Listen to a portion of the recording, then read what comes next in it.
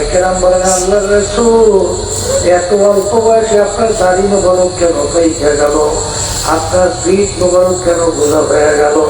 আল্লাহ হাবিব বলেন, আমার সাহাবারা, আমি রাসূলটা দেখি, দেখো আমি রাসূলটা জানি, তোমরা তো জানো না।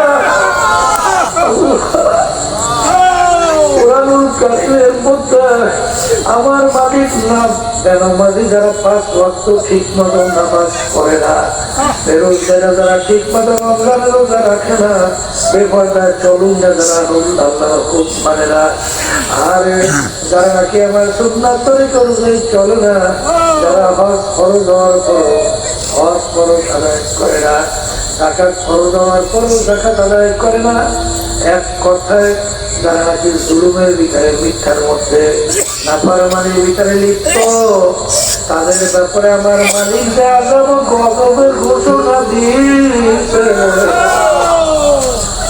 ওই 1 সেকেন্ডে আযাব সহ্য করার শক্তি দুনিয়ায় কোনো মানুষের নাই। আমার উম্মত কিভাবে ওই জাহান্নামের আগুনে জ্বলবে, এই চিন্তায় আমি রাসূলের দাড়ি পাইকে গেল, আমার পিঠ গুলো হয়ে গেল। সাল্লাল্লাহু আলাইহি ওয়াসাল্লাম তার নিজের চিন্তায় দাড়ি মোবারক ফাঁকে নাই, পিঠ মোবারক গুলো হয়ে গেল। তোমার আমার চিন্তা আল্লাহর হাবিবের দাড়ি মোবারক পাইকে গেল, পিঠ মোবারক গুলো হয়ে গেল। হে আল্লাহর বান্দা, কিয়ামতের ময়দানের কাছে আমার মাওলা জাহান্নামকে মাই হাজির করবে। জাহান্নামে এমন ভাবে ঘুরিয়ে যখন জাহান্নাম আগে তারা জাহান্নামকে ধরে রাখতে পারে না। আল্লাহ নবী শেষদায় করে কাঁদবে, মালিক আমার উম্মাহ যদি জাহান্নামে খাইয়া পারে, আমি রাসূল আপনার ইজ্জত জালালের কসম খেয়ে বলছি, আমি আপনার করবো না। হাবিব গো মাথা উঠান, আপনার যে আমি কবুল করবো। মালিক আগে জাহান্নামকে ফিরান। এই আমার হাবিব এই পানি নিয়ে জাহান্নামে দিকে শিকারি মারে, তখন পানি নিয়ে জাহান্নামের শিকারি মারবে, কেট কেট করে পিছনে দৌড় মারবে। আমি বলবো, মালিক এত ফেরেশতারা জাহান্নামকে ধইরা রাখতে পারে না, এখন কুদরতি পানি আমার সঙ্গে সঙ্গে পিছনে কেট কেট করে দৌড় মারবে। আল্লাহ রাব্বুল আলামিন বলে, হাবিব গো এখনো কুদরতি পানি না, আমার বান্দা বান্দিরা তার উম্মতেরা তারা দুনিয়া থাকা অবস্থায় গুনার কথা মনে করে জাহান্নামের কথা মনে করে এটাকে বাইরে 2 চোখের পানি ছাইরা তারা আমার দলে কাঁদছে আর ভাবছে।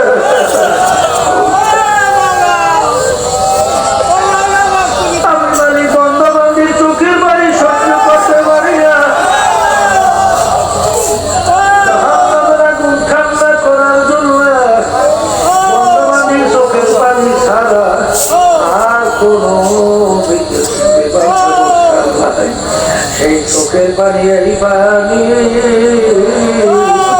এই যে আল্লাহ হাবিব বলেন, এবার উম্মতেরা ইরুকু ফাইল্লাম তাবুকু ফাতাবাকু, আমার উম্মতেরা বেশি বেশি কাঁদো, কম কম হাসো।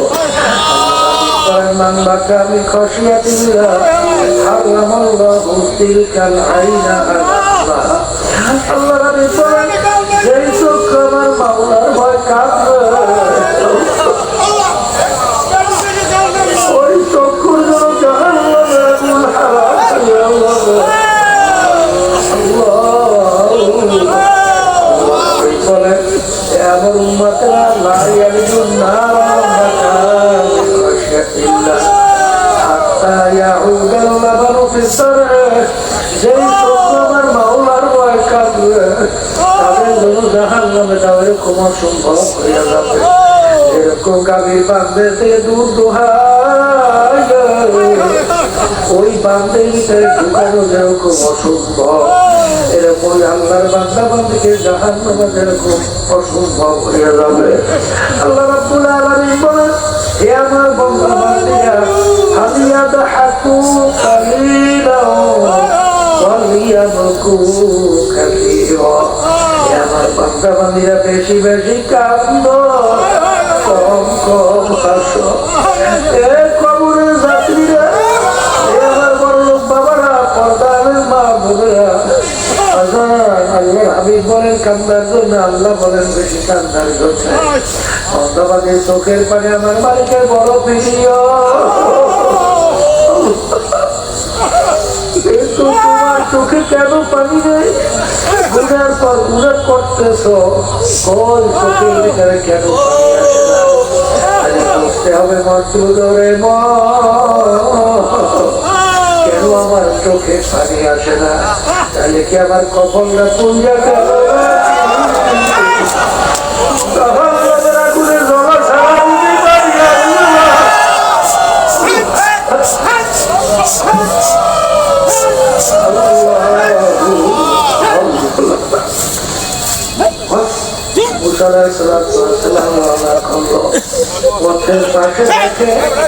একটা পাথর কাটতে আছে, জিজ্ঞাসা করে, পাথর তুমি কেন?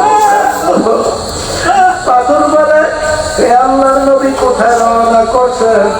আল্লাহর সঙ্গে দেখা করার জন্য। পাথর বলে, নবী গো, আপনি তো আমার কথা আমার মালিকের কাছে বললেন যে একটা পাথর আমার মাওলার ভয়, আমার মালিকের নামের আজমের ভয়। কাঁদতে কাঁদতে নহরদারি করে পাথর জাহান্নামের আগুন থেকে মুসা আলাইহিস সালাম বলেন, মালিক, পাথর তোমার ভয়, তোমার আজম ভয়, তোমার জাহান্নামের ভয়। আপনি কাঁদতে কাঁদতে নহরদারি করতে পাথর তোমার জাহান্নামের আগুন থেকে বাঁচায়। আরে আল্লাহ রাব্বুল আলামিন বলে,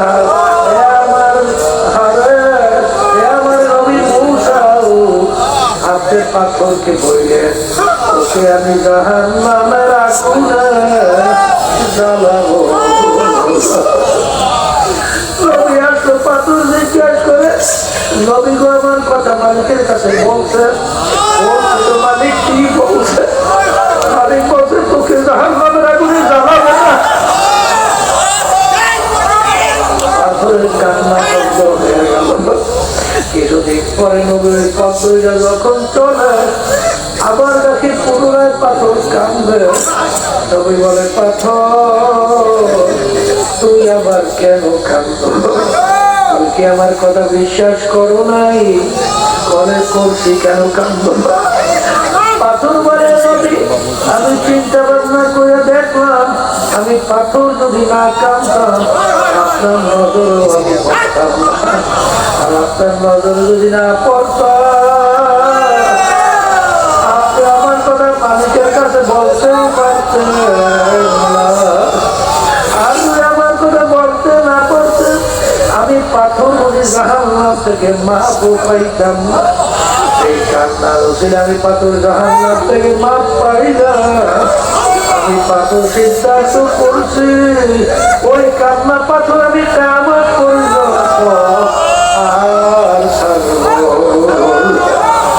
আমার দাদাদের কথা শুনছি। দাদাদান রহমাতুল্লাহি আলাইহি বাজান গারো পাহাড় দেখার জন্য যখন গেলেন, দাদাদান পাহাড় দেখে, মালিকের কুদরত দেখে, হঠাৎ একটা গাছের গোড়ায় গিয়ে দাদাদান আওয়াজ করে চিল্লাইয়ে কান্না শুরু করতে। হাতিয়া দৌড়ে গেল, হুজুর অসুস্থ, এত জোরে কেন চিল্লাইয়া কাঁদবে? দেখে দাদাজান বলে, দেখো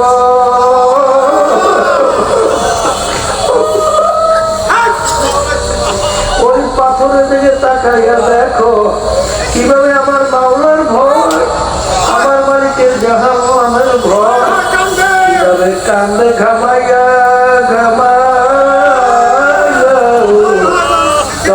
করে পানি করে নহর চলে গেল। আর আমরা মানুষ, আমাদের কি পাথরের শক্ত হইয়া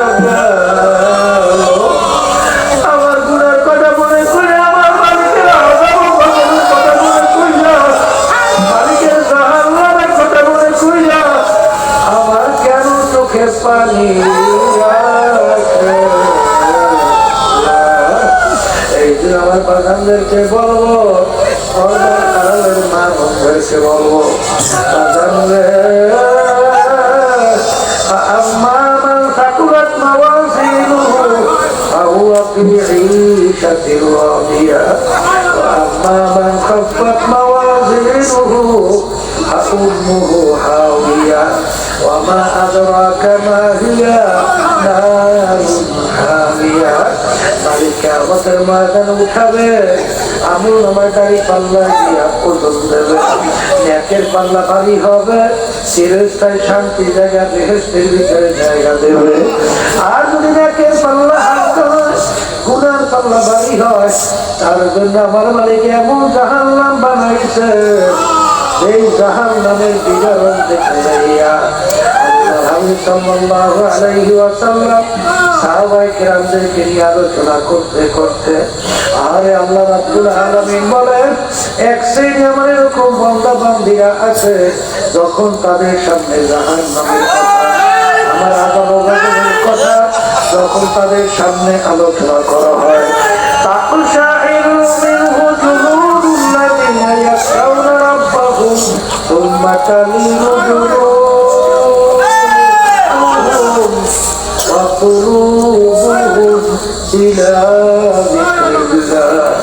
এক শ্রেণী আল্লাহর বান্দা বান্দী আমার মালিক বলতেছেন, আমার আল্লাহ বলতেছেন, এরকম কিছু আমার বান্দা বান্দী আছে, যখন তাদের সামনে আমার আলোচনা করা হয়, তখন তাদের জাহান্নামের ভয়, আমার আযাব গজবে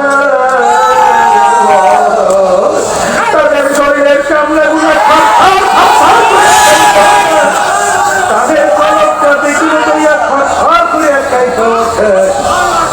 কবরের গাছ দিয়ে গুনার পরে গুনা করিয়া যাইতেছি, ও মালিকের আযাব গজবের কথা মনে করিয়া একদিন তোমার আমার তো একটু পশম কাঁপলো না, একদিন চামড়াও তো কাঁপলো না, কলকটাও লড়লো না, বসতে হবে বসতে হবে, বাজার বেঁচে যাওয়ার জন্য কষ্ট করা লাগবে, কিন্তু মনে রাখো যারা আমার মালিকের হুকুম অনুযায়ী আল্লাহর হাবিবের তরিকা অনুযায়ী পথ চলে, দেখা দৃষ্টি মনে হয় কষ্ট, আসলে এর ভিতরে দেখি আরাম। এই পথের প্রতি ছাড়া কাউকে বোঝানো যাবে না। নামাজের মধ্যে কি বলে, নামাজ দেখে মজা হয়, এর ঝুঁকা করে দেখো, সাথে গুলমে কে মজা হয়,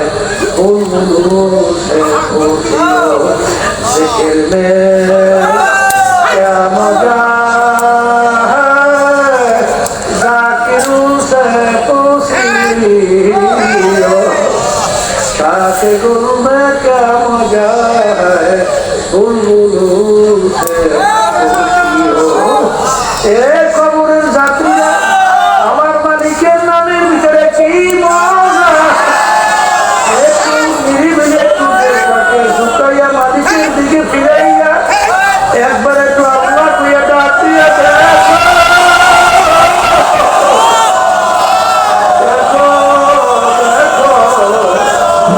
আমার মালিকের নামের ভিতরে কি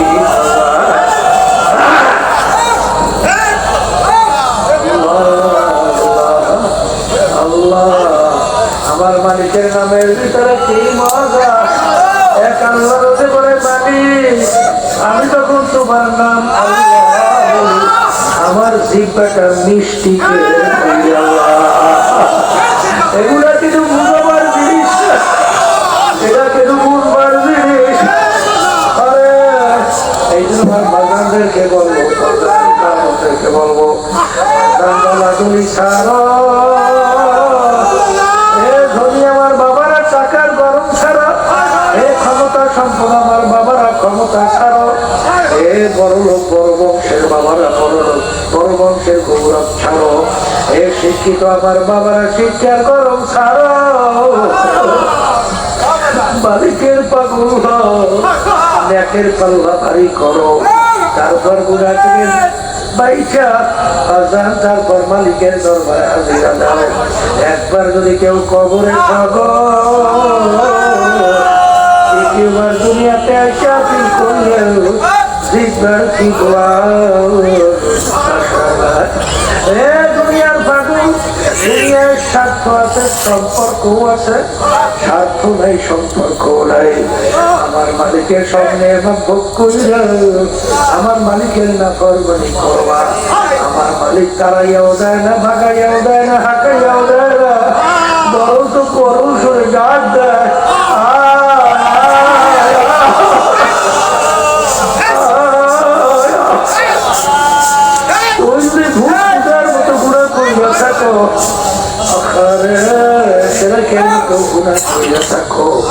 আমার দরবার রহমতের দরবার, আমার দরবার মায়া মায়ার দরবার, আমার দরবার নৈরাশার দরবার। তুই একবার ডাক দিবি, সঙ্গে সঙ্গে আমি তোর ডাককে দরবার ছাড়া দেবো, আমি সারা দেখেই থাকবো। বন্ধবান্ধী আয়, আমার রহমতের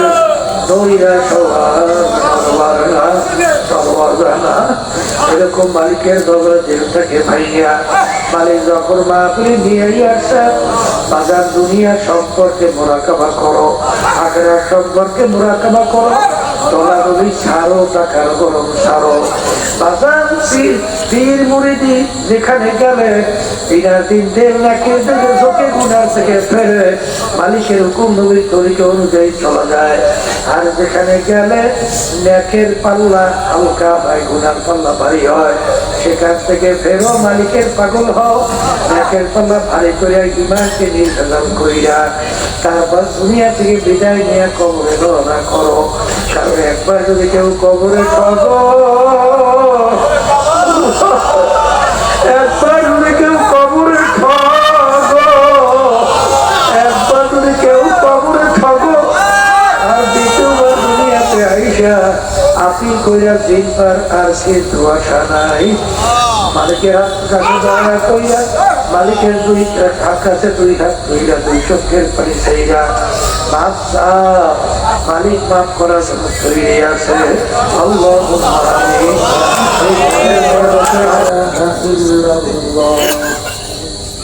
ওয়াহদাহু লা শারীকা লাহু ওয়া নাশহাদু আন্না মুহাম্মাদান আবদুহু ওয়া রাসূলুহু। أما بعد فأعوذ بالله من الشيطان الرجيم. بسم الله الرحمن الرحيم. يا أيها الذين آمنوا صلوا عليه وسلموا تسليما. اللهم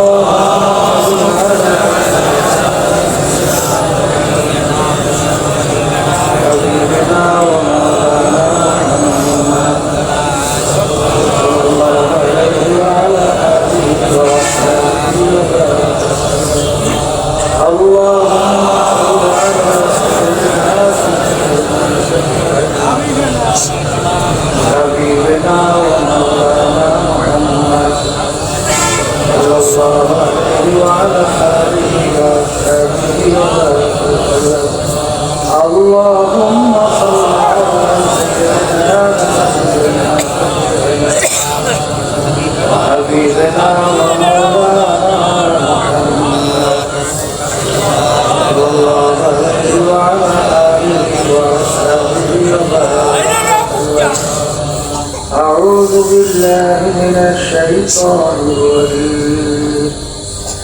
بسم الله الرحمن الرحيم. فأما من ثقلت موازينه فهو في عيشة راضية وأما من خفت موازينه فأمه هاوية وما أدراك ما هي نار حامية صدق الله العلي العظيم শুকরিয়া আদায় করতেছি মহান রব্বুল আলামিনের দরবারে।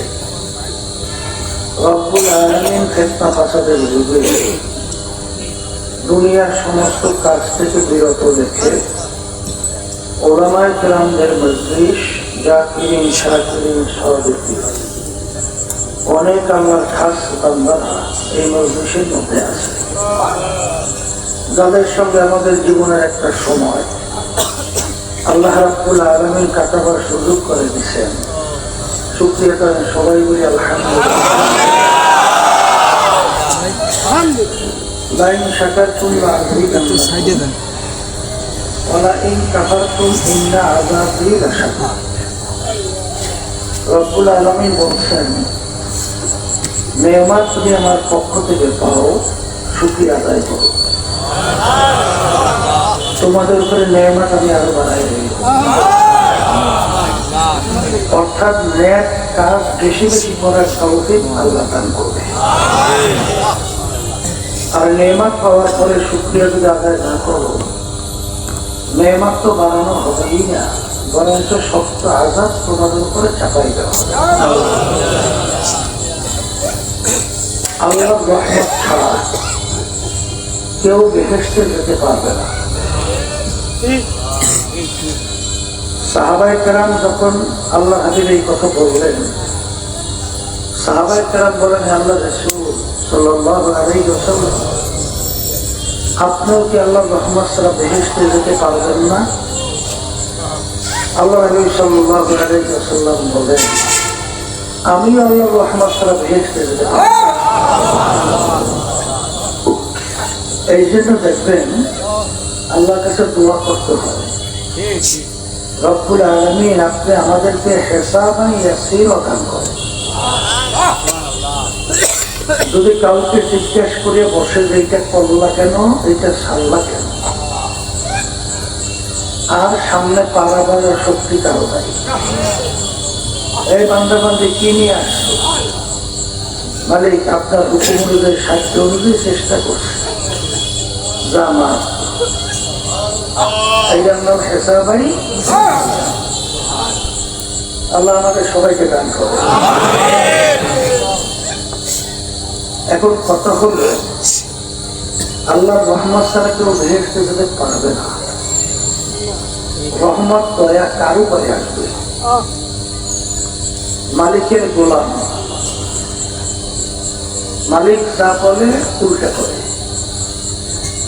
ওই গোলামের প্রতি মালিকের কোনো মায়া দয়া থাকে না। যে গোলাম মালিকের হুকুম অনুযায়ী সাধ্য অনুযায়ী চেষ্টা করে, যদিও না পারে, কিন্তু তার প্রতি তার একটা মায়া আসে। আল্লাহ রাব্বুল আলামিন বান্দাবান্দি দুনিয়াতে পাঠাইছেন তার হুকুম অনুযায়ী চলার জন্য,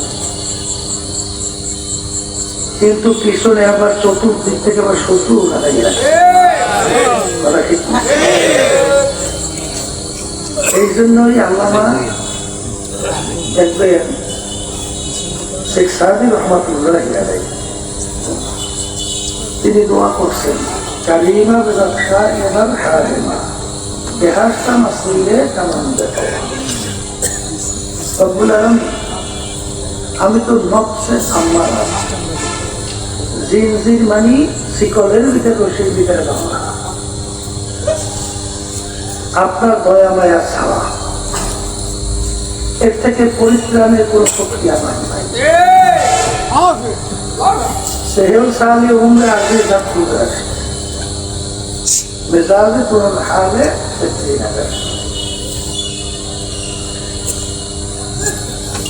আসলে তার চিন্তা আছে, চেষ্টাও আছে, তা দরদ এবং চিন্তা নিয়েই বিভিন্ন ধরনের আফসোসমূলক কথাও বলে।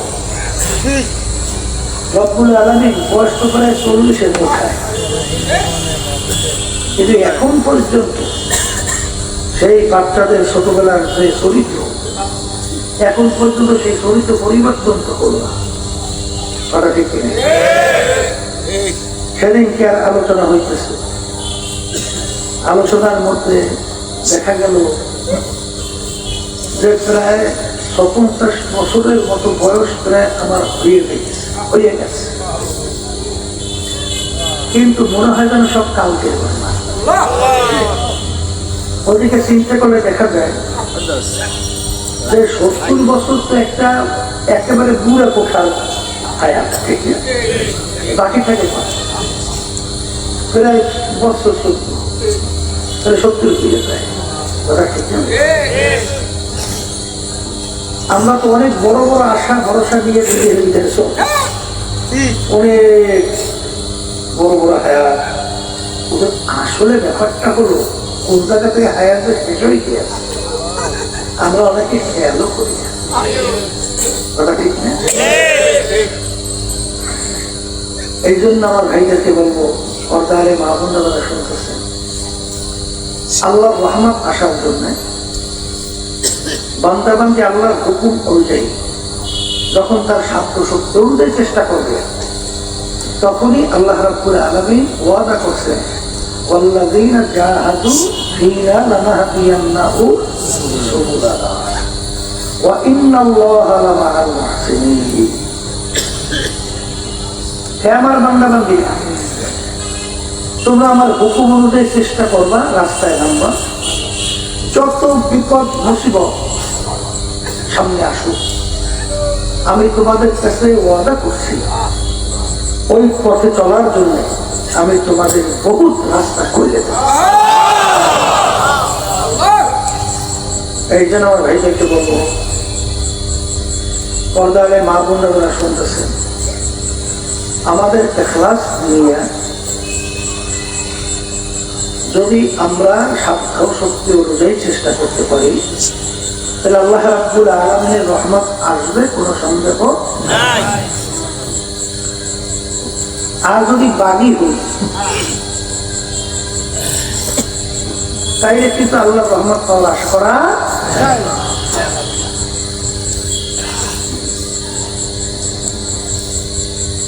মানুষ আমরা দুনিয়াতে আসি, একদিন থাকবো না, ইচ্ছা করে কেউ কিন্তু আসতেও পারি না, আর ইচ্ছা করে কেউ থাকতেও পারবো না। আসছি আমার মালিকের ইচ্ছায়, আসিও মালিকের ইচ্ছায়, রওনা করতে হবে মালিকের ইচ্ছা।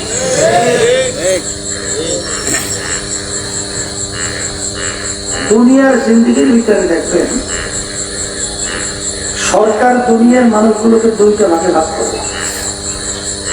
এক শ্রেণীর মানুষকে সরকার পুরস্কৃত করে, আর এক শ্রেণীর মানুষকে সরকার শাস্তির জন্য জেলখানায় পাঠায়। পুরস্কৃত করে কাদেরকে? যারা সরকারের নিয়ম অনুযায়ী MA pass, master degree pass, BCS cadre, এইবার ডক্টরেট ডিগ্রি, এবার CS, এই বিভিন্ন যে কতগুলো পদ আছে, এই পদে যখন সে ভালো পাস করে সার্টিফিকেট পায়, বিভিন্ন দিক থেকে সরকার তাকে পুরস্কৃত, SP, DC, বড় পার্সের ডাক্তার সহ বিভিন্ন পদে তাদেরকে পুরস্কৃত করা হয়। গাড়ি বাড়ি, শান শওকত, খাবেন খুদ্া, এই পাহাড় এখন অভাব আছে।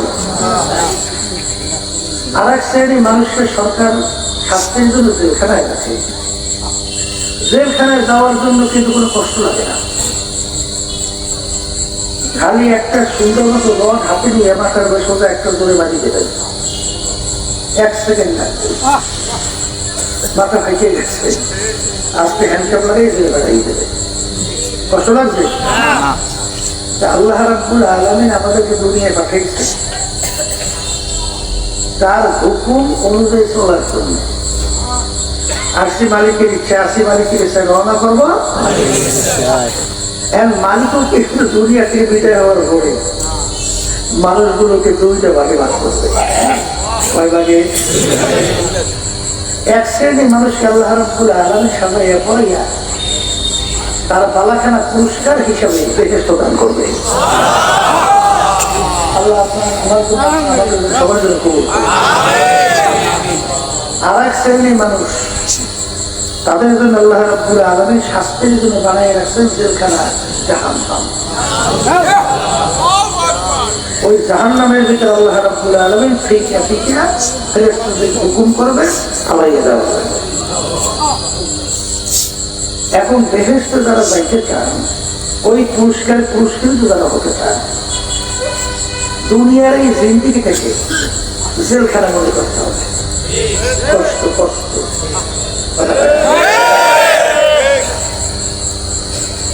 আর যারা নাকি জাহান্নামে যাইতে চান জেলখানায়, কথা বলছে, তাদের তেমন কোনো কষ্ট করা লাগবে না। তাহলে হুজুরটা কেমন জানি, তারপরে স্মরণ করে বলছি। শুনে আল্লাহ রাব্বুল আলামিন 5 ওয়াক্ত নামাজ ফরজ করেছে। নামাজ পড়ায় কষ্ট আছে না? যেমন নাকি ঠান্ডার ভিতরে শীতে নাকটাই ল্যাপ কম্বল মুড়ে দিয়ে ঘুমাই, ওই সময় ফজরের সময় মুয়াজ্জিন আযান আসসালাতু খায়রুম মিনান নাওম, ঘুম হইতে নামাজ ভালো। এখন ওই সময় তো আপনি ল্যাপ কম্বল ফালাইয়া ঠান্ডা পানিতে ওযু করিয়া মসজিদে গিয়ে নামাজ পড়া, এটা কিন্তু কষ্ট। আর ওই সময় যদি ল্যাপ কম্বল মুড়ে দিয়ে সুন্দর মতো ঘুম না, কষ্ট লাগবে? লাগে নাই। রমজান মাসে রোজা রাখছে, গরমের মধ্যে কাজকর্ম করতে যাইয়া গলা শুকে গিয়ে পানি অস্থির হয় না? মাগরিবের আগে আগে পানি দেখলে মনে হয় এক পুকুরে পানি খেয়ে দেয়, ঠিক কিনা? তাহলে রোজা রাখছে, কষ্ট করা লাগে। আর ওই সময় এক শ্রেণীর মানুষ দেখবেন দিনে দুপুরে আল্লাহর সঙ্গে চ্যালেঞ্জ করবে, তারপর খানা দানা খায়, মনে হয় আল্লাহর সঙ্গে চ্যালেঞ্জ। আল্লাহর বান্দা পর্দারে মা বোনেরা, এই রমজান মাসে রোজা নাকি ফরজ আমি করছি না, আল্লাহ করছে। আল্লাহ হুকুম করছেন কুতিবা আলাইকুমুস সিয়াম কামা কুতিবা আলাল লাযিনা মিন ক্বাবলিকুম লাআল্লাকুম তাত্তাকুন। আমি তোমাদের রমজান মাসে রোজা ফরজ ঘোষণা করছি। এই হুকুমটা তো আমার না। এখন অনেকে আছে হয়তো বা গোপনে রোজা রাখে নাই, কথা বুঝছেন, তবুও একটা লজ্জা। কিন্তু এক শ্রেণী যারা প্রকাশ্যে দিবলোকের মানুষের ভিতরে রমজান মাসে রোজা ফরজ হওয়ার পরেও তারা খাওয়া দাওয়া খানা পিনা করে, সেই চ্যালেঞ্জটা কার সঙ্গে হয়? কথা বোঝেন না কিছু? এই রমজান মাসের রোজা এই সম্মান রক্ষা কি হিন্দুরা করবে না খ্রিস্টানরা করবে না বিজাতিরা করবে? এটা তো মুসলমান। এক শ্রেণী আছে ওই সময় রোজা রাখার কষ্ট, এরপরে পর্দা, এই হুকুমটা কার? না আমার, না কোনো পীর মুফতি, না মুহাদ্দিস। বর্তমানে কিন্তু একদল দেখেন পর্দার সাথে টিকেরি কিভাবে করে, আল্লাহ মাফ করেন। এই একজনে নামাজ পড়ে না, একজনে নামাজ পড়ে না, যদি জিজ্ঞাসা করে ভাই তুমি নামাজ পড়ে না কেন, হুজুর দোয়া করেন পড়বো, হুজুর শয়তান নফসে ঢোকায়, হুজুর পারতেছি না, চেষ্টা করি, অনেক সময় ফেল করে, তো একটা পদে আছে। কিন্তু যখন বলে আল্লাহ নামাজ পড়ে না, এই নামাজ বাকি বেশি, দুইটা কি এক? যদি কেউ এই কথা বলে নামাজ লাগে গেছে,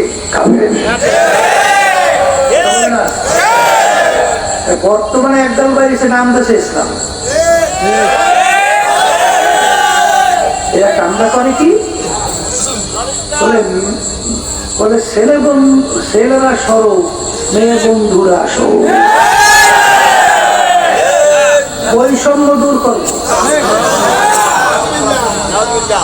আচ্ছা বলেন তো, ছেলেরা সরো মেয়ে বন্ধুরা আসো, বৈষম্য দূর করো। আচ্ছা স্বাধীনতার পরে কোন ইসলামী দল রাষ্ট্র চালাইছে? বরং মেয়ে ছেলেদের ব্যাপারে সর্বদিক থেকে, আইনের দিক থেকে, বিভিন্ন দিক থেকে পার্সপেক্টিভ নিয়ম কালচার আচরণ আছে, তাও তো এই বিগত 53 বছরের সরকার তাও ছাড়িয়ে কি কষাই করে দেবে। আচ্ছা, বৈষম্যটা কোন জায়গায়?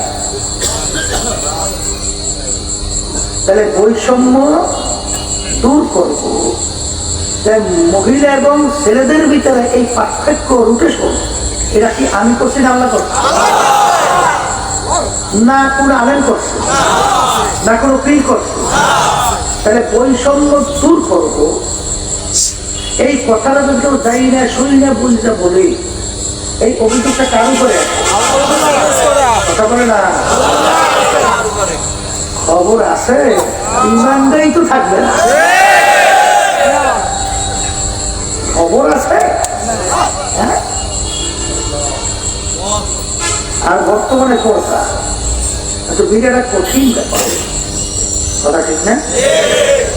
এই সময় আপনি যদি পর্দা করে, আত্মীয় স্বজন অনেক সময় দেখা হয়ে যায়, ঘরের ভিতরে বন্ধ করি, কথা বলে না।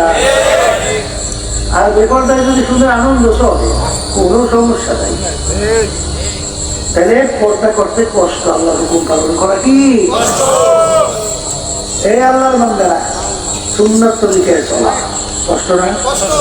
হ্যাঁ, এই যুবক ছেলেরা এখন তো তাদের মন চাইছে একটু বিনোদন, মেয়েদের সঙ্গে ছেলেরা আড্ডা মারবে, এই ছেলেরা মেয়েদের সঙ্গে আড্ডা মারবে, এটা একটা নকশের বিরাট খোলা কিনা? আল্লাহ রাব্বুল আলামিনের খবরটা যাদের সঙ্গে দেখা দেওয়ার জায়েজ নাই, তাদের সাথে দেখা দেওয়া যাবে না। ওই সময় পর্দা করা, ওই সময় আল্লাহর হুকুম পালন করা কষ্ট, ঠিক কিনা? আপনি বড় চাকরিজীবী, বড় অফিসার, বর্তমানে বাংলাদেশে যে রন্ধ্রে রন্ধ্রে দুর্নীতি,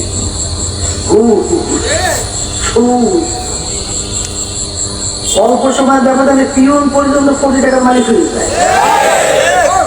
আর বড় অফিসার ওই বেতনের টাকা দিয়ে সংসার চালাইতেও কষ্ট হয়, কথা বলেন না কেন? ইচ্ছা করলে কিন্তু 2-1 মাসের ভিতরে কোটি কোটি টাকা ইনকাম করতে পারে, তার জন্য কোনো ব্যাপারই না। কিন্তু আল্লাহ রাসূল সাল্লাল্লাহু আলাইহি ওয়াসাল্লাম বলছেন, যেই হারাম মালের দ্বারা রক্ত এবং গোশত তৈরি হবে, তার জায়গা জাহান্নাম ছাড়া হবে না। অফিসের ভিতরে একজন যদি সৎ থাকে, তার বিপদের শেষ নাই। শুধু তাই না, আল্লাহ রাসূল সাল্লাল্লাহু আলাইহি ওয়াসাল্লাম বলেছেন, রাশি আল মুত্তাশি কেলাহুমা ফিন্নার, ঘুষ দেওয়া এবং ঘুষ নেওয়া দুজন জাহান্নাম। এখন এই অবস্থায় ঘুষ থেকে বেঁচে থাকা কি কষ্ট না? আসতে বলেন একটু কষ্ট।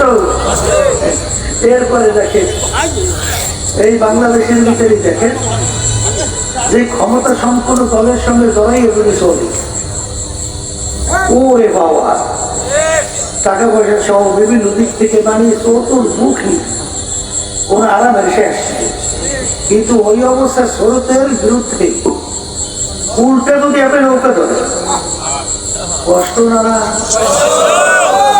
এই ব্যবসা বাণিজ্য বন্ধ করে দেয়, ঘরবাড়ি ঘরে হামলা করে, বিভিন্ন গালাগালি করে, সুযোগ পেলে মারতেও চায়, এই অবস্থায় জোয়ারের সঙ্গে গান আবাসাইয়া উল্টা স্রোতে আল্লাহর হুকুম মানা কষ্ট, ঠিক কিনা? এই যে ধরেন আমরা রাজনীতি করি, অনেকে রাজনীতি করে না, দুনিয়াতে কি খুব আরামে আছে না? এই বিএনপিও যাইয়া সালাম দেয়, দোয়া চায়, হাতিয়ে তোলকাও দেয়, তাই না? আওয়ামী লীগও দেয়, অন্যান্য তারাও দেয়। আর আমরা যখন তাদের বিরুদ্ধে ইসলামকে বাক্স বাঁধাই, তখন সালাম তো দূরের কথা, গালাগালি তো শেষ, শুরু করে মারতেও চায়। এই রাজনীতি কোনো পাগলও করে না, হ্যাঁ? কথা বলতে করি কেন? শোনেন, এই রাজনীতি মানে রাজনীতি করি কেন দেখেন, আপনাদের রহমতুল্লাহ ইয়ালাই থেকে শুরু করে অর্থমতি পর্যন্ত স্রোতের উল্টাই তো চলতেছে, তাওয়া লাগছে কথা বলে না। এই 2025-26 নির্বাচন, এই নির্বাচনের বিচার একটা ক্ষমতা তার প্রান্তে বলতে বেরিয়ে আসে, ওই সময় বেরিয়ে আসে নাকি সহজ কষ্ট গালাগালি তো আর তহমাতের অভাবই নেই। 400 কোটি টাকা আছে, আবার এত কোটি টাকা, আবার এই বিভিন্ন ধরনের মিথ্যা মানি বলে তো মুখেও বাঁচে না কথা ঠিক কিনা। আমি বাজারদেরকে জিজ্ঞাসা করি, শোনে এই আল্লাহ রাসূল সাল্লাল্লাহু আলাইহি ওয়াসাল্লাম উপাধি পেয়েছে আমিন, সত্যবাদী। আল্লাহ নবীর উপাধি কি? আবু বকর সিদ্দিক, অর্থ কি? সত্যবাদী। আল্লাহ রাব্বুল আলামিন হুকুম করে অপূর্ণা সম্পর্ক রাখবো কাদের সঙ্গে? সত্যবাদীদের সঙ্গে। আচ্ছা, তাহলে আল্লাহ হাবিব সাল্লাল্লাহু আলাইহি ওয়াসাল্লাম সত্যবাদী উপাধি পাইল, আবু বকর সত্যবাদী উপাধি পাইল। আল্লাহ সম্পর্ক রাখতে বলছেন কাদের সঙ্গে? আচ্ছা, তাহলে আল্লাহর হাবিবের যারা উম্মত দাবি করবে, সাকরাত দাবি করবে, জনমুক্ত দাবি করবে, এরা মিথ্যাবাদী হতে পারবে না। কারণ মিথ্যাবাদী আল্লাহর হাবিবের দলমুক্ত হতে পারে না। আবু বকরের বংশধর উত্তরসূরি হতে পারে না, আল্লাহর হুকুম পালনকারী হতে পারে না। এখন মিথ্যা বলে কারা? ওই যে ইরানের যুদ্ধ হয়েছে, সেখানে আমেরিকা ইসরায়েল, ঠিক না? এবার পত্রিকায় সংবাদে প্রচার করছে যত মিথ্যা বলছে কারা? আমেরিকা আবার না, ইসরায়েল শয়তান না, তাই শয়তান হয় মিথ্যা কথা বলে না কেন?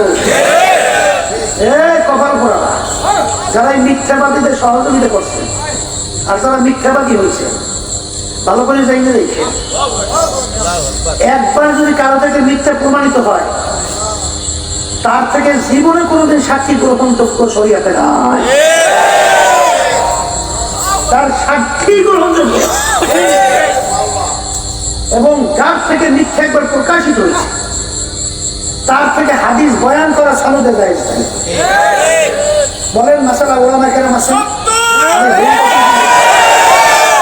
তাই যার থেকে হাদিস বয়ান জায়েজ নাই, যার সাক্ষী গ্রহণ জায়েজ নাই, যে আল্লাহর হাবিবের দলভুক্ত চরিত্র নাই, এই দলভুক্ত বেহেশতে যাবা, এইসব শিখেছে কোন পাগল? কোন পাগলে শিখেছে? কোরআনে তো হাদিস অনুযায়ী তোমার নিজের মন করার নিজের সিদ্ধান্ত। এই জন্য আমার বাজানদেরকে বলবো, কেউ রাগ করে না, কষ্ট পাইবেন না, বোঝার চেষ্টা করে। পথ চলবেন, কোন পথে চলে যাইতেছে, কি করতেছে, এই কথা বলতে চাইতে। আল্লাহু আকবার। তো বলতেছিলাম যে আমরা 400 কোটি টাকা বিএনপি থেকে আনছি, হ্যাঁ সবাইছে না, সবাইছে না। আবার এদিন পাথর কাটা গেছিলাম, সেখানে বলতেছে এই মনে বিএনপি থেকে 10 কোটি টাকা নিয়ে সমঝোতা থেকে সরিয়ে গেছে। আমি উদাহরণ বলছিলাম, কয়েকটা বলছে, এর ভিতরে একটা উদাহরণ চলে। আল্লাহ রাসূল সাল্লাল্লাহু আলাইহি ওয়াসাল্লাম সবে মেয়েরা দেখেছিলেন না, আল্লাহর সাথে যখন কথা বলছে, তখন আল্লাহ এবং আল্লাহ রাসূল ছাড়া ছিল কিনা? ছিল, কেউ ছিল না। সেখানে আল্লাহ এবং আল্লাহ ছিল, আর কেউ নাই। জিবরাইল আমিন থাকতে নাই। সেখানে একদল বাইরে সে বেদাতি দাবি করে মারিফাতের দাবি দেওয়ার। তারা বলতে চায় কালাম হয়েছে 90,000, কালাম বলছেন আল্লাহর কথা, কথা বুঝছেন? তাহলে শরীয়তি আলেম যারা, তারা ধরে 30,000, আর আমরা মারিফাতের দাবিদার জানি 60,000। তাহলে তারা অনেক উঠছে না, বিশাল ব্যাপার। আচ্ছা, তা কালামটা 90 না 60, এইটা আছে বলে নামাজ নাই, রোজা নাই, সুন্নাত নাই, পর্দা নাই। আচ্ছা, ওরা ওখানে আল্লাহ হাবিবের সঙ্গে যখন কথা হচ্ছে ছিল কেটা কেটা? হ্যাঁ, কেউ ছিল না? কেউ ছিল না। তা কেউ যদি না থাকে তাহলে সেখানে কথা বলো আল্লাহ এবং আল্লাহ রাসূল। তা কি কি কথা বলবো? এটা তো আল্লাহ রাব্বুল আলামিন আল্লাহ হাবিবের মাধ্যমে দুনিয়াতে আসার পরে আল্লাহ সব জানাই জানায় নাই। এইটা বলার পরেই তো আল্লাহ পরিস্থিতি বলছিলেন আল্লাহ রাসূল সাল্লাল্লাহু আলাইহি ওয়াসাল্লাম আপনি যা বলছেন সব সত্য। এরপরে উপতি পেয়েছে কথা ঠিক। আচ্ছা, তাহলে বোঝা গেল যে আল্লাহ হাবিবের সঙ্গে কালাম কত হলো, যেহেতু বেতাকি ওখানে কেউ ছিল না, তো 90,000 কালাম হলে এটা সম্পূর্ণ মিথ্যা, ভিত্তিহীন, অযৌক্তিক। তাই যারা বলে আমরা বিএনপির সাথে এত কোটি টাকা দিয়েছি, অমুক করছি, সমুক করছি, আচ্ছা বিএনপির সঙ্গে লেনদেন হয়েছে আমাদের সঙ্গে, তাদের সঙ্গে আমাদের সঙ্গে লেনদেন হয়েছে, তাদের কথা বলতে। আচ্ছা, যখন বিএনপির সঙ্গে আমাদের লেনদেন হয়েছে তখন ওই যারা বলতেছে ওরা আসলে কিনা, ওরা ছিল? ওরা তো ছিল না। তাহলে ওরা যদি না থাকে, তাই এইটাও এরকম ভাবে মিথ্যারও একটা সূত্র থাকে, এখনো সূত্রও নাই, মিথ্যার উপরে মিথ্যা, এর অর্থ এটাই মুসলমানদের চরিত্র করতে নাই।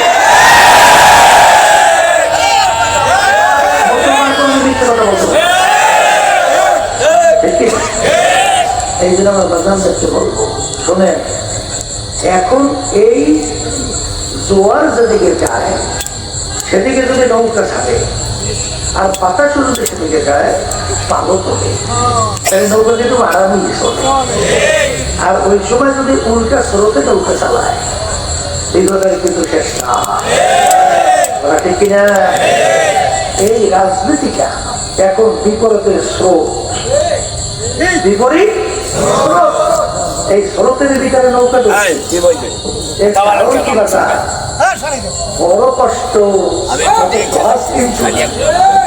এই কষ্টের মধ্যে এই স্রোতে নৌকা দিলে কোন পাগল যে সুস্থ থেমে এই রাজনীতি করে, যেরকম মন চায় সেরকম যদি সাথে সজ্জিত হই, অসুবিধা তো কি দুনিয়া অনেক সুবিধা নেই। কিন্তু এই রাজনীতির পথে কাটা বিপদ, মুসিবতের কোনো শেষ নাই। কিন্তু এই পথে চলি কেন? আল্লাহর হুকুম পালন করার জন্য।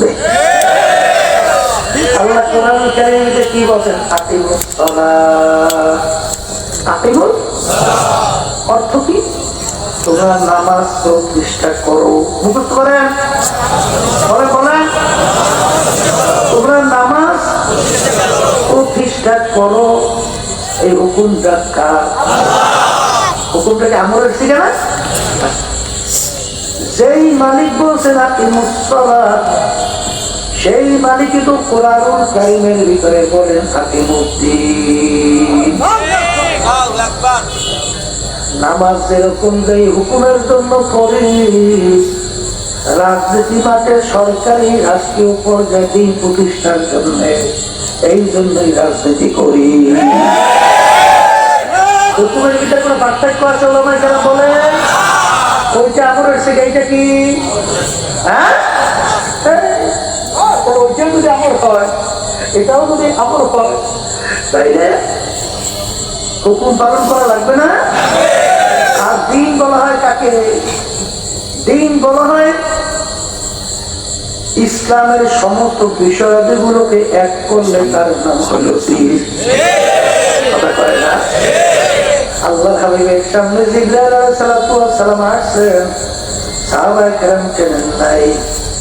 যখন তিনটা প্রশ্ন করলো, মাল ঈমান ইয়া রাসূলুল্লাহ, দ্বিতীয় প্রশ্ন মাল ইসলাম ইয়া, এই বড় দাঁড়ায় খায়, হ্যাঁ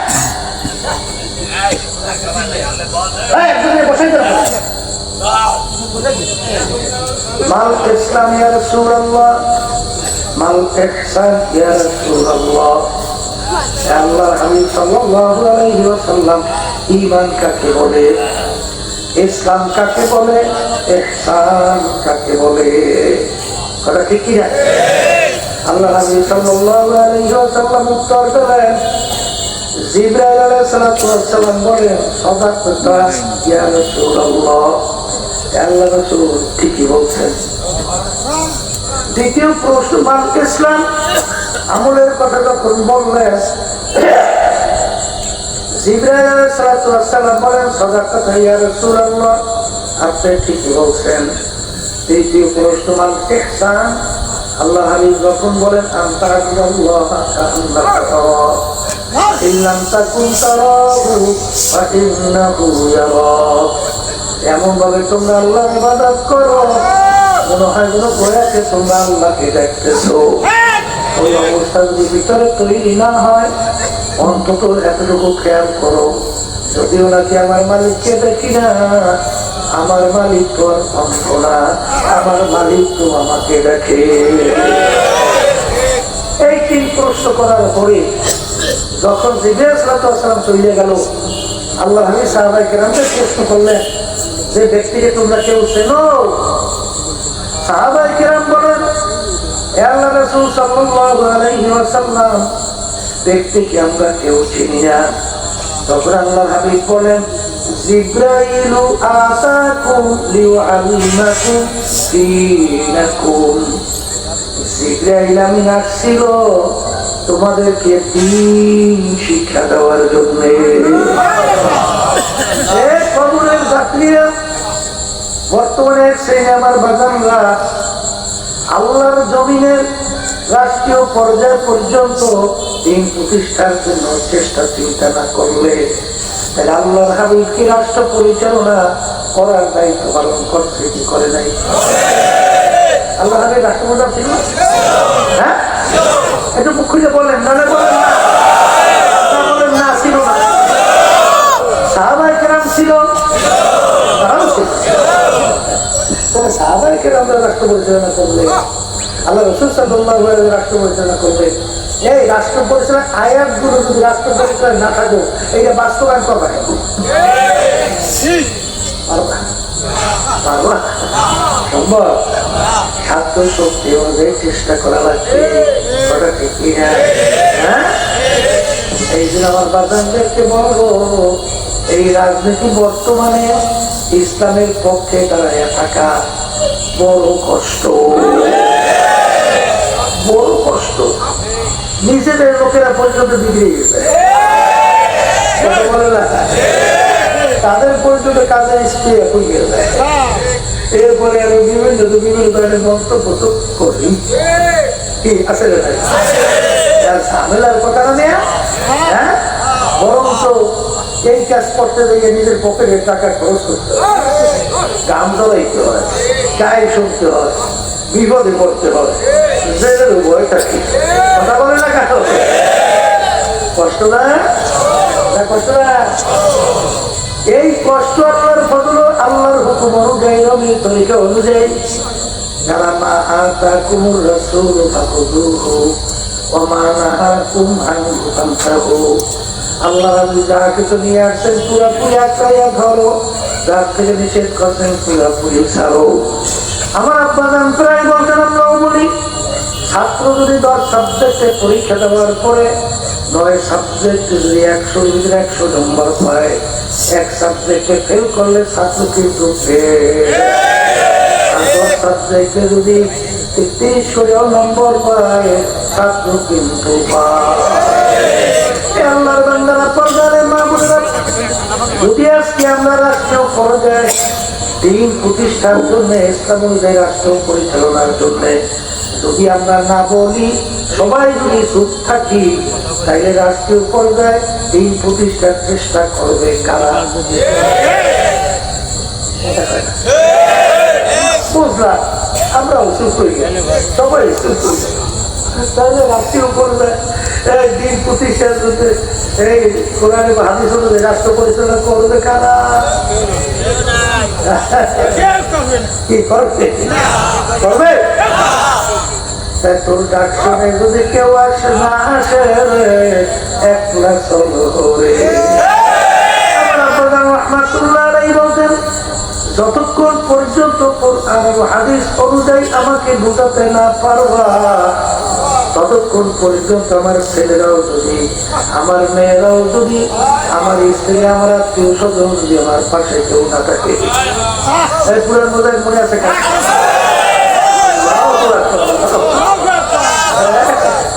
কি বোঝায় কেউ যদি না থাকে। কারণ আমি ফজলুল করিম 3টা বাংলা করে দেখছি। আমার কবরে আমি যাব, আমার কবরের প্রশ্নের উত্তর আমি দেব। আরে আমাকে তোমরা যদি কবরে যাওয়ার পরে ফুলের মানে একটা গাড়িতে আমার কবর বইরা রাখো, আর আমার আল্লাহ যদি আমাকে মাফ না করে ওই ফুলের মালা আমার কিছু আসে যায় না। যদি আমি কবরে যাওয়ার পরে জুতার মালা একটার পর একটা গাড়িতে আমার কবর বলিয়া রাখো, আর আমার আল্লাহ তুমি আমাকে মাফ করিয়া দেয়, ওই জুতার মালাও আমার কিছু আসে যায়। এই দিন আমার বাজানদেরকে বলবো, পর্দাদেরকে বলবো, আমার মালিক দুনিয়ার থেকে মানুষগুলো বিদায় হওয়ার পরে আমার মালিক ঘোষণা করবেন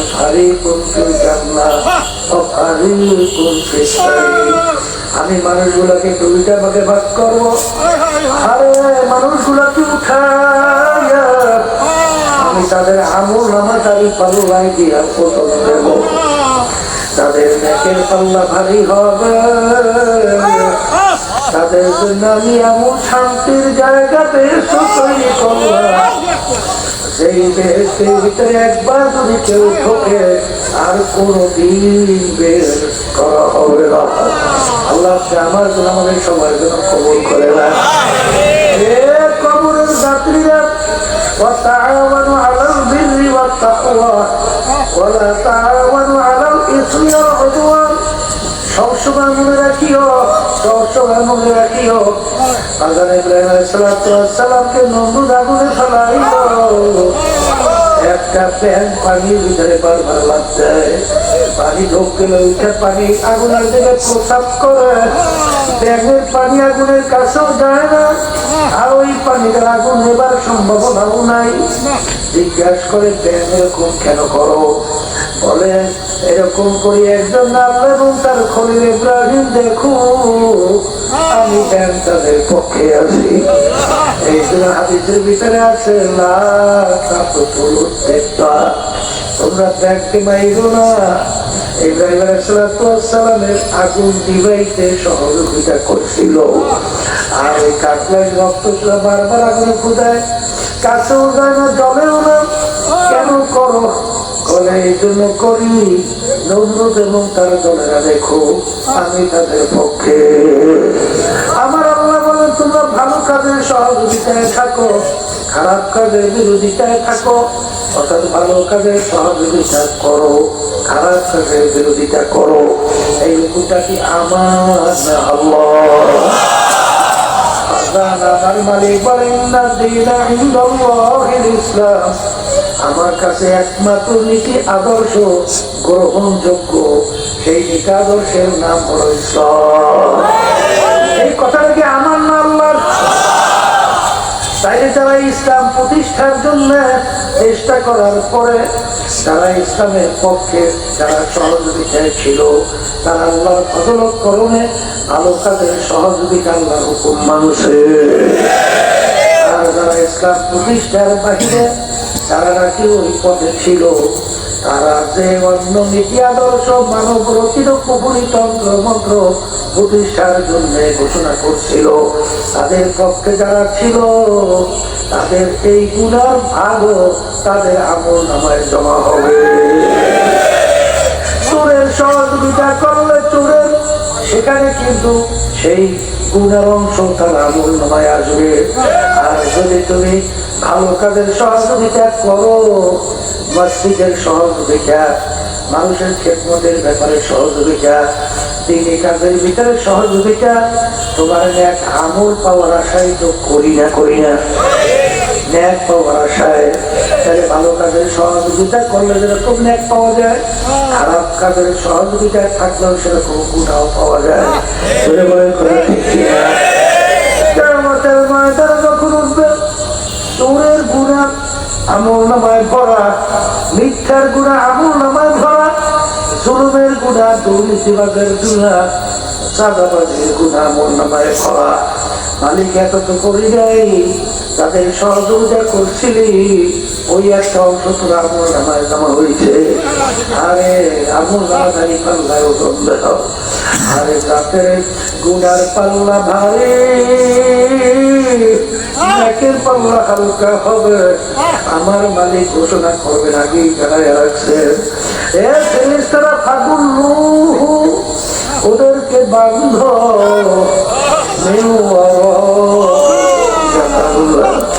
ওদেরকে ফিকে ফিকে জাহান্নামে পালা, ওদের জন্য আমার মায়া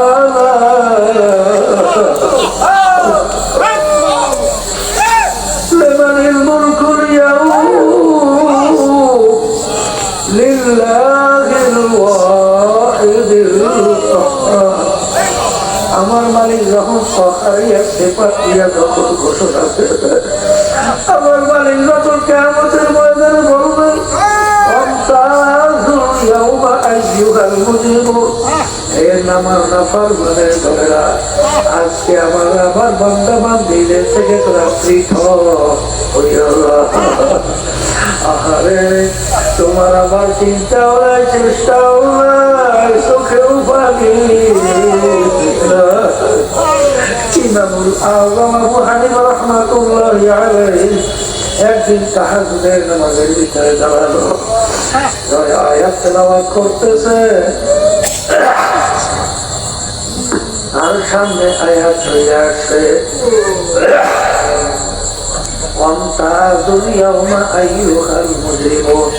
সেদিন মালিক ঘোষণা করবেন, এই নাফরমানেরা আমার বান্দা বান্দী থেকে পৃথক হইয়া যায়। ইমামুল আযম আবু হানিফা রাহমাতুল্লাহি আলাইহি তার ভিতরে এমন ভয় এসে গেল, এ আমার দয়ার মালিক, যেদিন আপনি ঘোষণা করবেন এই নাফরমানের দলেরা আমার বান্দা বান্দী থেকে পৃথক হইয়া যায়, সেদিন আমি আবু হানিফা যদি নাফরমানের কাতারে পড়িয়া যায়, তখন আমার কি উপায় হবে? এই কথা মনে করছে, বারবার ওই আয়াত শরীফ তেলাওয়াত করে, আর দুই চোখের পানি বাইয়া বাইয়া টপ টপ কইরা পড়ে, আর বারবার ঘুরে আয়াত তেলাওয়াত করে। বলতে গেলে সারা রাত্র চলিয়া গেল, রুকু সিজদা করা পারে না। আল্লাহর বান্দারা, কবরের যাত্রীরা, আমার আব্বাজান প্রায় বলতেন, যেই মামলার তকদির নাই ওই মামলার উকিল আল্লাহর ইতিহাস পড়িয়া দেখো, আল্লাহর হাবিব সাল্লাল্লাহু আলাইহি ওয়াসাল্লাম তার অল্প বয়সে তার দাড়ি মোবারক হয়ে গেছিল, পিঠ মোবারক উজব হয়ে গেছিল। সাহাবায়ে কেরাম বলেন, আল্লাহর রাসূল এত অল্প বয়সে আপনার দাড়ি মোবারক কেন হয়ে গেল, আপনার পিঠ মোবারক কেন উজব হয়ে গেল? আল্লাহ হাবিব বলেন, আমার সাহাবারা, আমি রাসূলরা দেখি, তোমরা তো দেখো, আমি রাসূলরা জানি, তোমরা তো জানো না।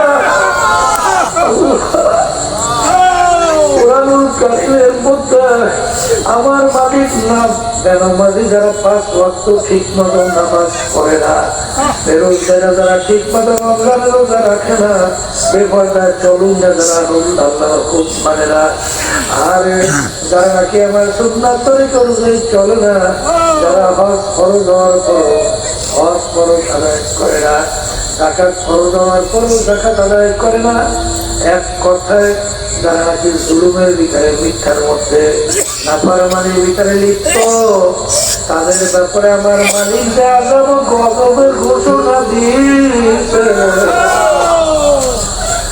এক সেকেন্ড আঘাত সহ্য করার শক্তি দুনিয়ায় কোনো মানুষের নাই।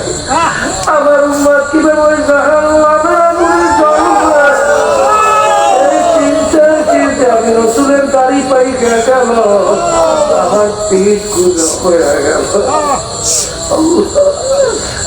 আমি সাল্লাল্লাহু আলাইহি ওয়াসাল্লাম তার নিজের চিন্তায় দাড়ি মোবারক ফাঁকে নাই, পিঠ মোবারক গুলো হয় না। তোমার আমার চিন্তা চিন্তা আল্লাহর হাবিবের দাড়ি মোবারক পাই গেল, পিঠ মোবারক গুলো হয়ে গেল। হে আল্লাহর বান্দা, কিয়ামতের ময়দানের কাছে আমার মাওলা জাহান্নামকে মাই হাজির করবে। জাহান্নামে এমন ভাবে ঘুরিয়ে যখন জাহান্নাম আগে তারা জাহান্নামকে ধৈর্য রাখতে পারে না।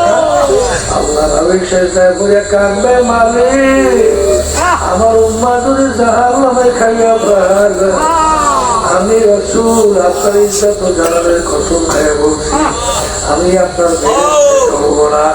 হাবিব গো মাথা উঠা, আপনার যে আমি কবুল করব। মালিক আগে জাহান্নামকে ফিরান।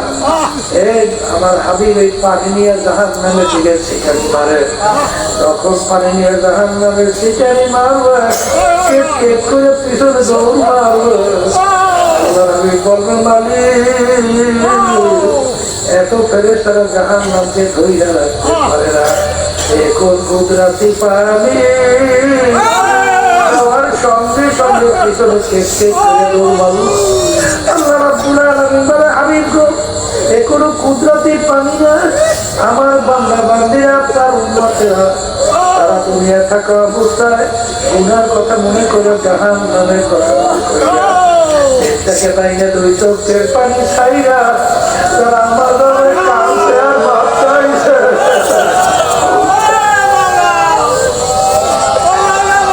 আমি মানে বন্ধা বান্দির চোখের পানি সহ্য করতে পারি না, জাহান্নামের আগুন ঠান্ডা করার জন্য বন্ধা বান্দির চোখের পানি ছাড়া আর কোনো এই চোখের পানি এই পানি এই জন্য আল্লাহ হাবিব বলেন, এবার উম্মতেরা ইরুকু ইরুকু ফাইল্লাম তাবুকু ফাতাবাকু। আমার উম্মতেরা বেশি বেশি কাঁদো, কম কম হাসো। মান বাকা মিন খাশিয়াতিল্লাহ হারামাল্লাহু তিলকাল আইনা আল্লাহ। আল্লাহ রাব্বুল বলেন, যেই চোখ আমার মাওলার ভয় কাঁদবে ওই চক্ষুর জন্য জাহান্নামের আগুন হারাম হয়ে যাবে। আল্লাহ বলেন, আমার উম্মতেরা লা ইয়ালিদুন নার বাকা মিন খাশিয়াতিল্লাহ হাত্তা ইয়াউদাল লাবানু ফিস সারহ। যেই চোখ আমার মাওলার ভয় কাঁদবে তাদের জন্য জাহান্নামে যাওয়া এরকম অসম্ভব হয়ে যাবে। এরকম গাভীর বান্ধে থেকে দূর দোহাই ওই বান্ধের ভিতরে ঢুকানো যেরকম অসম্ভব, এরকম আল্লাহর বান্দা বান্দিকে জাহান্নামে যেরকম অসম্ভব হয়ে যাবে। আল্লাহ রাব্বুল আলামিন বলেন, হে আমার বান্দা বান্দিরা, হালিয়া দাহাকু কালিলাও ওয়ালিয়াবকু কাসীরা। আমার বান্দা বান্দিরা বেশি বেশি কাঁদো, কম কম হাসো। এ কবরের যাত্রীরা, এ আমার বড় লোক বাবারা, পর্দানের মা বোনেরা, আল্লাহ হাবিব বলেন কান্দার জন্য, আল্লাহ বলেন বেশি কান্দার জন্য। অন্ধবাদের চোখের পানি আমার মালিকের বড় প্রিয়। কিন্তু তোমার চোখে কেন পানি নেই? গুনার পর গুনাহ করতেছ, কোন চোখের ভিতরে কেন পানি আসে না? আরে বুঝতে হবে মজুদরে কেন আমার চোখে পানি আসে না? তাহলে কি আমার কপালটা কোন জায়গায়?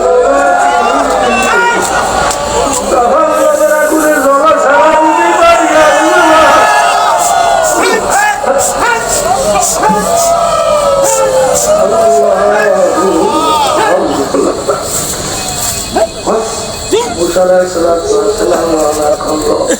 পথের পাশে দেখে একটা পাথর যার কাঁদতে আছে। আরে নবী জিজ্ঞাসা করে, পাথর তুমি কেন কাঁদো? পাথর বলে, হে আল্লাহর নবী কোথায় রওনা করছেন? আল্লাহর সঙ্গে দেখা করার জন্য। পাথর বলে, নবী গো, আপনি তো আমার কথা আমার মালিকের কাছে বললেন যে একটা পাথর আমার মাওলার ভয়, আমার মালিকের জাহান্নামের আগুনের ভয়। কাঁদতে কাঁদতে মহল্লারি করে পাথর জাহান্নামের আগুন থেকে বাঁচছে। মুসা আলাইহিস সালাম বলেন, মালিক পাথর তোমার ভয়, তোমার আগুন ভয়, তোমার জাহান্নামের ভয়। কাঁদতে কাঁদতে মহল্লারি করছে পাথর তোমার জাহান্নামের আগুন থেকে বাঁচছে। আরে আল্লাহ রাব্বুল আলামিন বলে,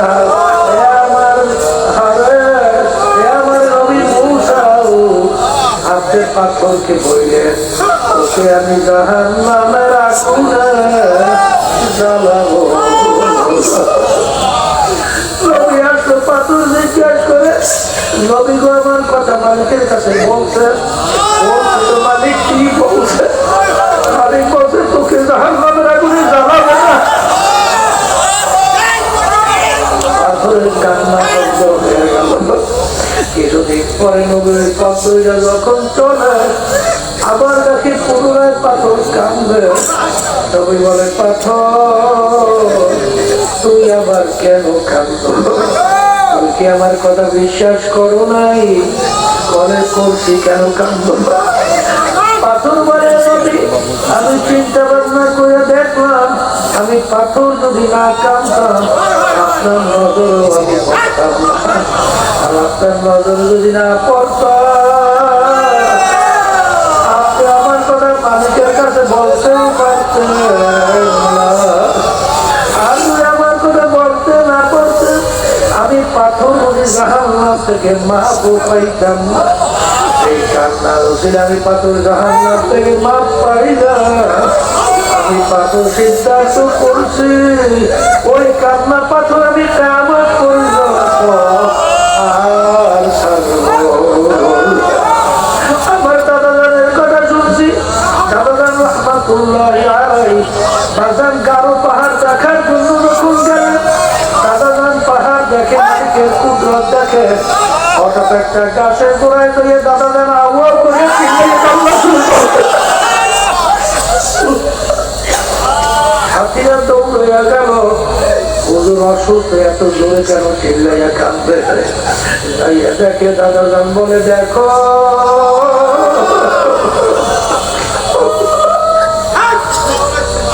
ওই পাথরের দিকে তাকাইয়া দেখো কিভাবে আমার মাওলার ভয়, আমার মালিকের জাহান্নামের ভয়, কিভাবে কান্দে ঘামাইয়া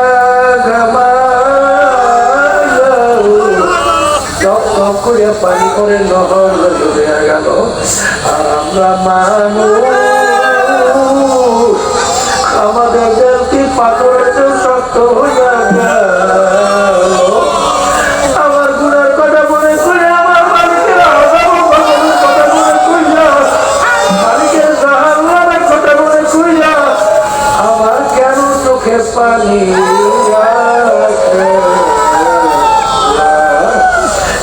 আমার বাগানদেরকে বলবো, আড়ালের মা বন্ধুদেরকে বলবো, আম্মান সাকুরাত মাওয়াজিনুহু ফাহুয়া ফি ঈশাতিন রাদিয়া ওয়া আম্মা মান খাফফাত মাওয়াজিনুহু ফাউম্মুহু হাওিয়া ওয়া মা আদরাকা মা হিয়া নারুন হামিয়া। কিয়ামতের ময়দানে উঠাবে, আমল নামার দাড়ি পাল্লা দিয়া ওজন দেবে, নেকের পাল্লা ভারী হবে, চিরস্থায়ী শান্তি জায়গা বেহেশতের ভিতরে জায়গা দেবে। আর যদি নেকের পাল্লা হালকা হয়, গুনার পাল্লা ভারী হয়, তার জন্য আমার মালিক এমন জাহান্নাম বানাইছে, এই জাহান্নামের বিবরণ দেখে যাইয়া আল্লাহ সাল্লাল্লাহু আলাইহি ওয়াসাল্লাম সাহাবায়ে কেরামদেরকে নিয়ে আলোচনা করতে করতে আরে আল্লাহ রাব্বুল আলামিন বলেন এক শ্রেণী আমার এরকম বান্দা বান্দীরা আছে যখন তাদের সামনে জাহান্নামের কথা আমার আযাব ও গজবের কথা যখন তাদের সামনে আলোচনা করা হয় তাকুশাইরু মিনহু জুলুদুল্লাযিনা ইয়াখশাউনা রাব্বাহুম সুম্মা তালিনু জুলুদুহুম ওয়া কুলুবুহুম ইলা যিকরিল্লাহ। এক শ্রেণী আল্লাহর বান্দা বান্দী আমার মালিক বলতেছেন আমার আল্লাহ বলতেছেন এরকম কিছু আমার বান্দা বান্দী আছে যখন তাদের সামনে আমার গজবের আলোচনা করা হয় তখন তাদের জাহান্নামের ভয় আমার আযাব ও গজবের ভয় তাদের শরীরের সামনে তাদের কলবটা পৃথিবী করিয়া খরখর করিয়া খাইতে ওঠে এ কবরে গাছিয়া গুনার পরে গুনাহ করিয়া যাইতেছি ও মালিকের আযাব ও গজবের কথা মনে করিয়া একদিন তোমার আমার তো একটু পশম কাঁপলো না একদিন চামড়াও তো কাঁপলো না কলকটাও লড়লো না তাইলে বসতে হবে বাজার বেঁচে যাওয়ার জন্য কষ্ট করা লাগবে কিন্তু মনে রাখো যারা আমার মালিকের হুকুম অনুযায়ী আল্লাহর হাবিবের তরিকা অনুযায়ী পথ চলে দেখা দৃষ্টি মনে হয় কষ্ট আসলে এর ভিতরে যে কি এই পথের প্রতি তারা কাউকে বোঝানো যাবে নামাজের মধ্যে কি মজা নামাজ দেখে মজা হয় এর ঝুঁকা কর দেখো সাথে গুলনে क्या मजा है से जिक्र में क्या मजा है जाकिरों से पूछियो साथे गुल में क्या मजा है बुलबुलों से पूछियो ए कबरेर যাত্রীরা আমার মালিকের নামের ভিতরে কি মজা একটু নিরিবিলি একটু দেখে ঝুঁকাইয়া মালিকের দিকে ফিরাইয়া একবার একটু আল্লাহ কইয়া ডাক দিয়া দেখো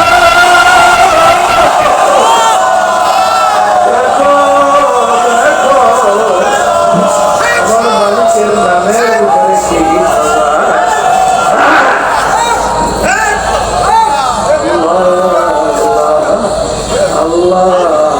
আমার মালিকের নামের ভিতরে কি মজা এক আল্লাহ রোজে বলে মালিক আমি তখন তোমার নাম আল্লাহ আমার জিহ্বাটা মিষ্টি এগুলা কিন্তু বুঝবার জিনিস এটা কিন্তু বুঝবার জিনিস আরে এই জন্য আমার বাগানদেরকে বলবো বলবো তুমি ছাড়ো আমার বাবারা টাকার গরম ছাড়ো এ ক্ষমতা সম্পদ আমার বাবারা ক্ষমতা ছাড়ো এ বড় লোক বড় বংশের বাবারা বড় লোক বড় বংশের গৌরব ছাড়ো এ শিক্ষিত আমার বাবারা শিক্ষার গরম ছাড়ো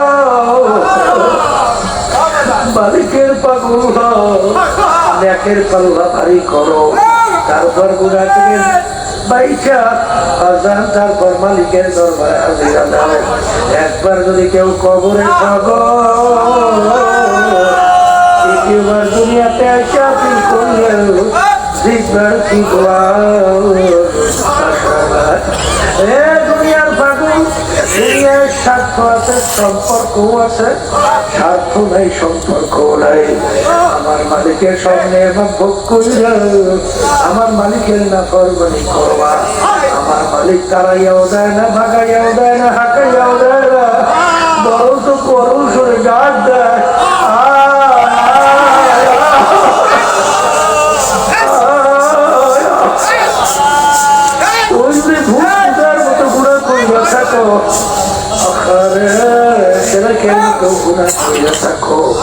আমার দরবার রহমতের দরবার আমার দরবার মায়া মায়ার দরবার আমার দরবারে নৈয়াসার দরবার তুই একবার ডাক দিবি সঙ্গে সঙ্গে আমি তোর ডাকে দরবার ছাড়া দেবো আমি সারা দেখেই থাকবো বন্ধে বান্ধি আয় আমার রহমতের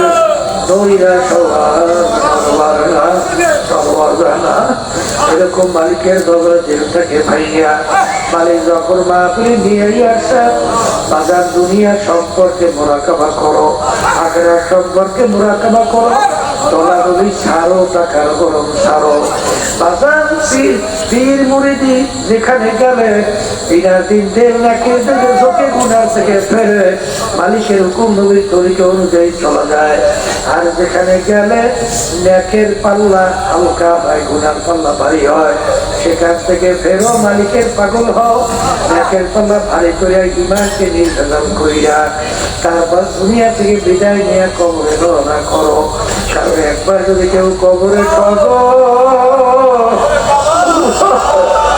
একবার যদি কেউ কবরে ঠগো একবার যদি কেউ কবরে ঠগো আর দ্বিতীয়বার দুনিয়াতে আইসা আপিল কইরা দিনবার আর সে দোয়াশা নাই মালিকের হাত কাছে দয়া কইরা মালিকের দুই কাছে দুই হাত কইরা দুই চোখের পানি সেইরা মাপ মালিক মাফ করার জন্য তৈরি আছে আল্লাহ হাত উঠা চোখের পানি ফেলা মালিকের দরবারে কান্দ আর মালিকের দরবারে মাপ চা মাপ চা আল্লাহ আল্লাহ আল্লাহ